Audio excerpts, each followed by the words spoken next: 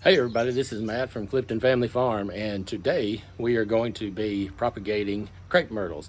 Specifically today we've got some Chickasaw crepe myrtle cuttings that we're going to be using. And last year about this time I took some cuttings, and these are the crepe myrtles that arrived to this year when spring came. They're flushed out and looking good, and we're going to do a few more this year.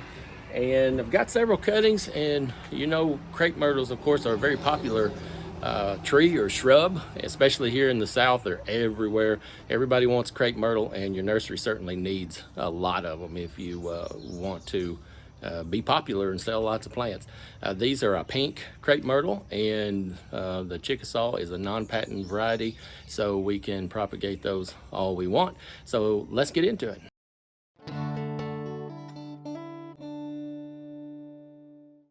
Medium that we're using is just a mixture of peat moss and perlite and also sand. I've already got one cutting in here. You want something that's really well draining, especially for rooting cuttings like this. You don't want them to sit in the water and rot.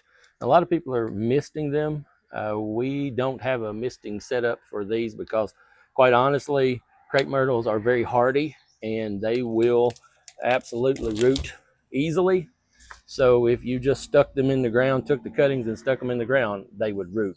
So we're going to just put them in a 36 count plug tray here and see what happens. I know they're going to do good. All right, first thing we're going to do is get one of our cuttings. And what we want to do with these cuttings is look for one or two leaf nodes. And these have been, we've just had a really big rain, and so they are sopping wet. But we're going to look to have at least one leaf node down at the bottom. Two would be good as well. And we can get several cuttings out of this. Now what we don't want to do is get the floppy stuff at the top. So we're just going to go ahead and knock that off and work from there. All right. So first thing we're going to do is look for a place. It doesn't matter if you have one or two leaves at the top, but we're going to take this one right here and start from this spot. They're so wet, and I'm going to take the bottom leaf off of here, and we're looking for about a 2 or 3 inch cutting, and we want to take some of that off the bottom. And then if you have one or two leaves up at the top, that's just fine. Either way it will work. Take a cutting of that leaf off so you won't be losing a lot of the moisture through transpiration of the leaves. And that's all you got to do pretty much on those, and you've already got one cutting. I'm going to get my bigger clippers to take some of these because these limbs are pretty tough. So I'm going to take another cutting here, and we're going to strip off the bottom leaves there. You may even want to just, and you can see if you look real close, look in there, you can already see, if the camera can pick that up, you can see that there's already a sprout, or we might call it a sucker, starting in this leaf crotch area here. So we're going to just clip off that limb, and you've got one leaf node down here and another here, so we're going to leave that just like that. Actually, I see another one right there, so we've got two leaf nodes. So I'm going to cut that right like that, and that gives us a second one. Now what you do on these, very simply, and I'm going to try to get you as close up to this as I can, is we've got this in with our medium, and we don't have to use any kind of rooting hormone or anything with crepe myrtles because they are very easy to root. So we're just going to poke that down in there and try to get that down as low as you can. Make sure that the leaf nodes that you have where you pulled off those leaves are covered, and that way they will root well in there. Hope you can see that good. All right, we're going to go ahead and cut this rest of this one up and get it put into our medium. This is one of those cases where you've got just one leaf at the top. it's going to be okay. But we're going to cut it down close to that leaf node down at the bottom.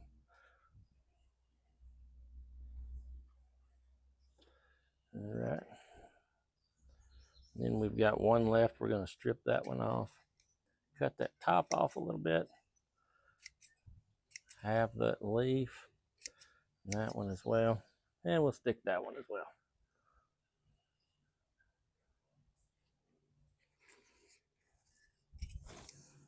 Okay, I'm going to go ahead and fill this tray up.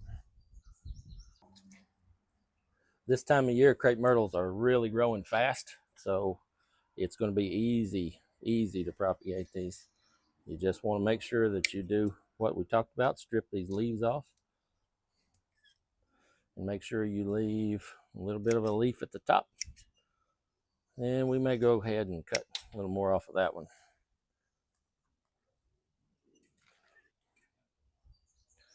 A lot of rain last night.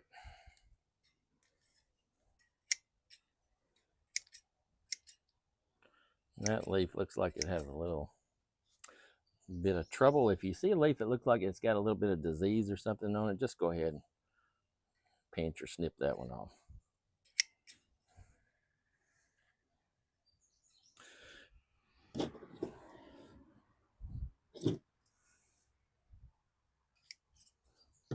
Crepe myrtles, of course, are really beautiful, and this time of year, all over a town, for instance, or in neighborhoods, you can go through and you can see so many streets lined with them. They're just beautiful, and everybody wants a crepe myrtle, and this is a good way to help provide them because you can propagate them and advertise them, and you can usually sell them really easy. So now you won't be able to sell them this year, obviously, because it'll take them a season to root out and flush out real good. Next year, you will reap the bounty of your harvest.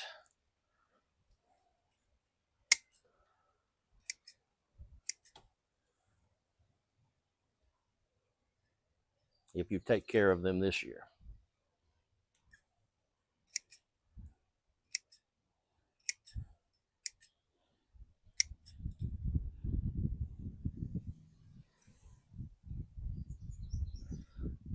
Nice windy day today. Sorry about that.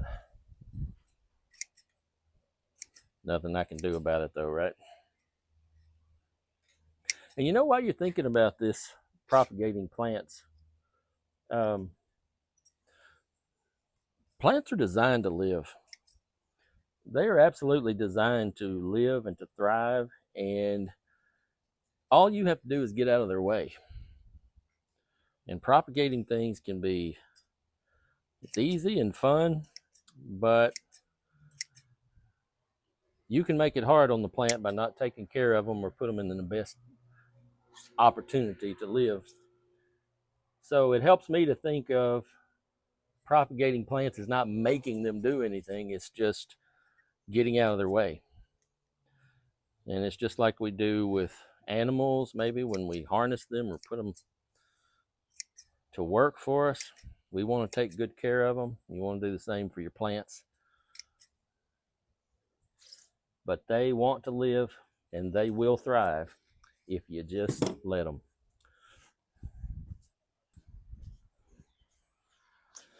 And the fresher the better on your cuttings. We had a little incident last night where we had to let these sit in water overnight, and I think they're going to be okay. But it would be better when you take cuttings from crepe myrtles or anything else, actually, just to get them taken care of as soon as you possibly can.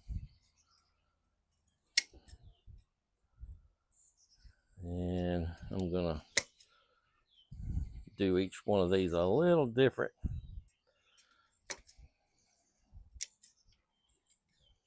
Because the leaves are spaced out a little differently here.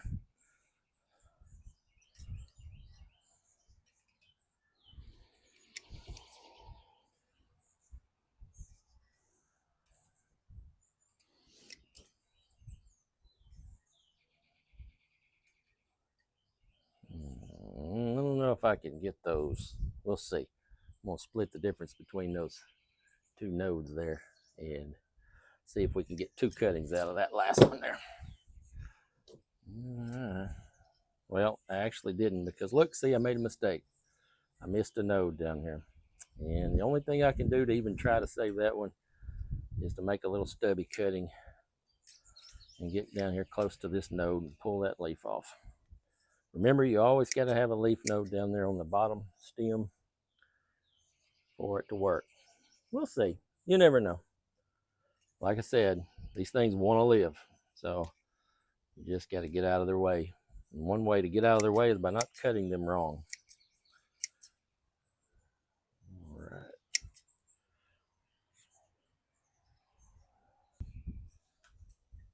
It's not hard, is it? You can do this if you've got a crepe myrtle at home, or if you've got a friend or a neighbor that will let you take cuttings. They will surely accommodate you. Right.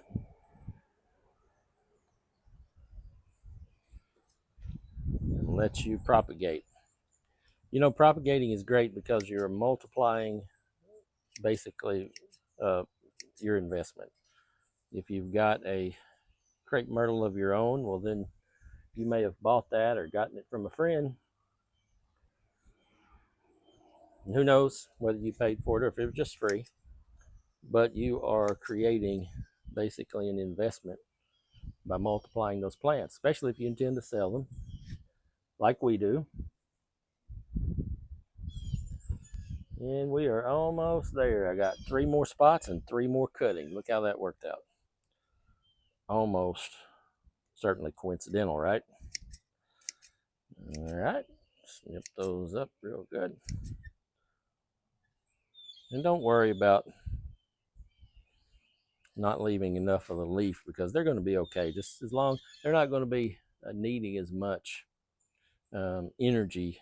And as a matter of fact, those big leaves on them will create a draw on its energy when it ought to be rooting and sending it and putting all that energy into roots. So don't worry about cutting off the leaves too short. It's going to be okay. And you are going to do well with crepe myrtles because they certainly want to thrive.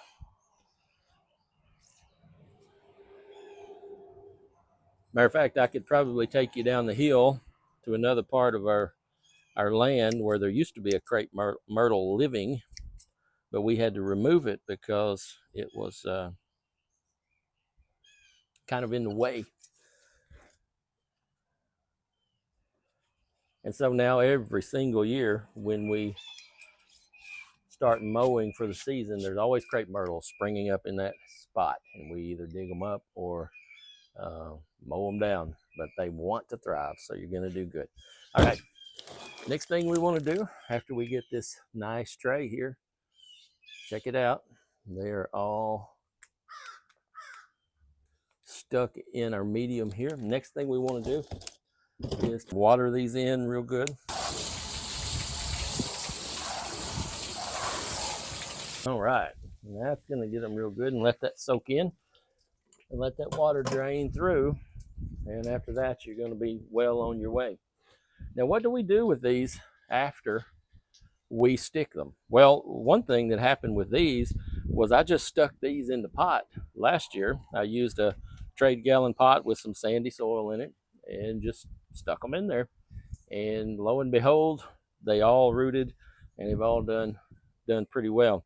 And we're going to let this one flush out a little more, maybe propagate it later on in the summer, and then put it out somewhere in the field to grow as a mother plant. There's a tree growing in there. But as to where to put these, sometimes a lot of people will set up that mist propagation area like we talked about. But with crepe myrtles, you could probably just set them in a shady spot. You don't want them in direct sunlight, and you want to make sure and check on them because you do have a well-draining soil in here. And if they get too dried out and those leaves all wither away and fall off, well, you're pretty much done for if they haven't already put on a bud in those leaf node areas. So just put it in a shady spot, keep a check on it, mist it occasionally, If you do have a missed propagation area, well, that is awesome, and that is certainly something that would be good to use. If not, the crepe myrtles will thrive. I've seen them just sitting out under a shade tree and neglected. They eventually rooted in and did fine, and they'll come back next year. But you'll have a good opportunity here with these, so good luck on those. You might also be wondering how long it might take for crepe myrtles to root after you do the cuttings. Well, generally it'll take about a month or two. Could be as fast as 4 to 5 weeks. It could take as long as 2 months. So be patient, keep them watered well, keep an eye on them, and don't let them dry out completely, and you should be okay. So it should take, a couple of months. All right, everybody, I hope that you have enjoyed this video, and I hope that you are looking forward to doing your own crepe myrtles and propagating them and multiplying your inventory of plants, or just getting some to plant out into your yard to beautify your spot. Whatever the case, we hope everything grows well for you. If you have any questions or comments, just leave them down in the comment section. We love questions. We'll answer you quickly. And also, please like this video. It really helps the video to spread around and helps our channel grow. And if you like tips like this and like to see what's going on at the farm, well, please do that for us and subscribe to our channel, because it really helps us. All right, well, hope you have a great day and hope everything grows well for you.